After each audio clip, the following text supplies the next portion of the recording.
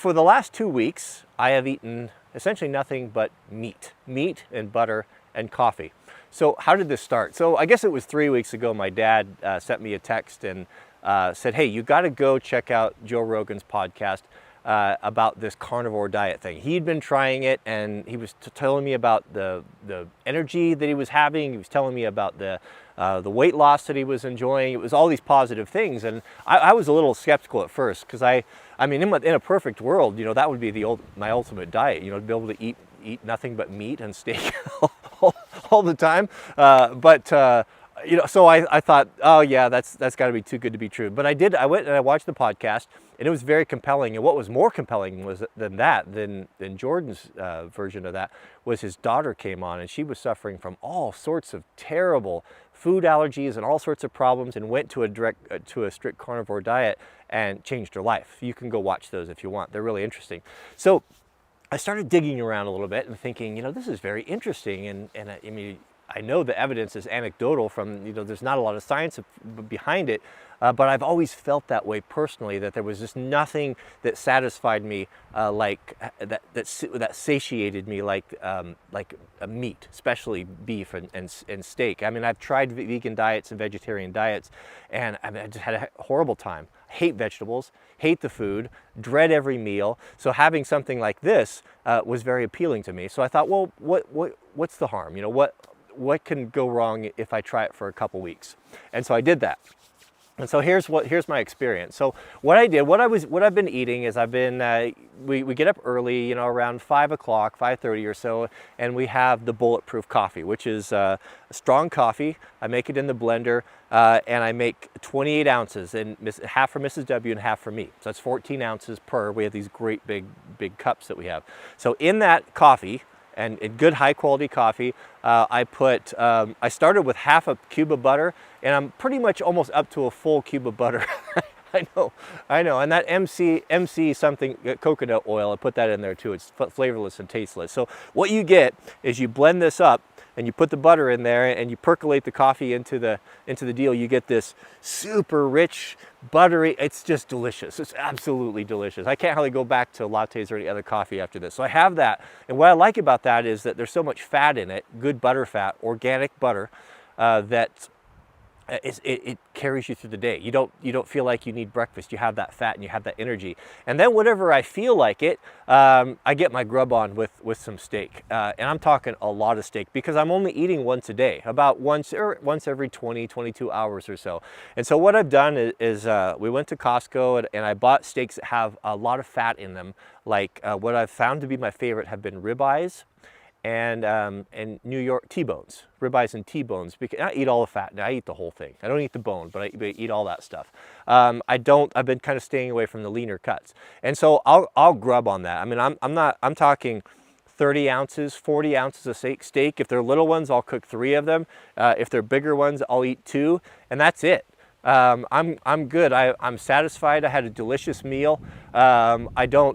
I'm not hungry at night, and then I'm having the benefit of the intermittent fasting. If you want to just see something that's fascinating, go in and start studying what happens with fasting and what fasting does, what they're finding fasting does to cancer cells. And I mean, it's a whole nother thing. I'm not an expert on it, but it's interesting. So that's what I do. And the nice thing about it is that I don't have those you know, where you're super hungry, like in the middle of the day, where you feel like you need a snack or you need a chips or candy or something like that. That roller coaster ride, you know, you get from doing that. So I have that. You eat as much as you want. You eat a whole roast if you want to. It doesn't make any difference. I have that meal, and then fasting all the way until the next morning when I have my coffee. So I try to keep a window of that from the time I have that coffee to the steak, whatever that is, no more than 8 hours. 6 hours is even better, and then it'll carry you through, man. I mean, it's great. So how does it feel, and what's the difference? So what I have noticed is stripping everything away, no sugar, no carbohydrates, none of those things. What I've found is a very even keel, a very sharp in the brain, sharp mind, clearness of thought, no hunger, no cravings, no digestive problems, just a very even keeled, I guess is a good way to put it. What I also found is by stripping out the I think for me, the carbohydrates, the pastas and the breads and all those things, that's where the weight comes from. That's where all of the brain fog for me comes from. It really affects me. I mean, I love it. Who doesn't like to have a pasta or bread? I mean, I grew up with bread with every meal. It was kind of hard to give that up. But what I'm finding now is after 2 weeks, I don't really miss it. So my other thing that I was worried about was scurvy. You know, it's like, well, if you don't have any fruits or vegetables, because I read a lot about the old guys, you know, when they were on the sailing ships and they didn't have access to fresh fruits and vegetables. What I found, what a lot of people are believing, that is if you strip the carbohydrates out, then you don't have near the requirement for vitamin C. So what's interesting is there's a guy, Dr. Sean Baker. He's kind of the leading guy of this carnivore diet. And he's got a whole bunch of YouTube videos, and he's been doing this, I think, for over 2 years, and has been documenting this, you know, very scientifically and kind of initiating some studies and all that. What they're finding is that people that are doing this are not getting scurvy, and they're not suffering from any of these maladies that everyone would tell us that you would be, and just the opposite. So it's quite an interesting thing. So will I continue to do this? No, I don't think so, because I'm getting a little bit bored with it. I mean, I love steak as much as anyone does, but I do crave some fruits and a little bit of different variety. So I think what I'm going to do is starting today, is I'm going to introduce fruits and vegetables, and I'm going to stay away from the carbohydrates. I think that's the big problem. I think that's what really causes the issues. Two other benefits I don't want to neglect was, of course, weight loss. So from doing this for 2 weeks, so I went from 200, well, I'm down to 190. We'll just say that. I'm down to 190 where I wanted to be, and very lean, and feel very strong. The nice thing about it is all of the areas on me that was, you know, just fat, like on the sides, you know, kind of the love handles and up in the chest area, and you know, just kind of squishy and the flabby stuff is gone, being replaced by muscle. So what I'm finding is that my weight is starting to creep up, but all of that fat is just going away because I'm just not ingesting it. So it's burning off in my body, and what's being brought back, you know, I'm gaining, you know, like maybe a pound and a half a week or so, but it's coming back with muscle. And my energy level is really good, and it's just fascinating. It's absolutely fascinating. I know this is a very controversial subject. I mean, even more controversial than veganism, vegetarianism. I mean, it seems like everyone is pretty much opposed to this. But you gotta think about it. You gotta think about where is this information that I have gotten in my brain about what is nutritious and what is a good diet. Where did it come from? Is it the food pyramid that was set up, you know, 80, 100 years ago? Is it vegetarian or veganism propaganda or dogma? Is it what my parents told me or whatever? Sometimes you got to look at yourself. It's like, and look at it really objectively. Well, what makes me feel good? What is helping me out, and what is taking away from my quality of life. So I don't care, and you can comment all you want. I don't care about your veganism. I don't care about your vegetarianism. I don't care what you think I should be or should not be eating.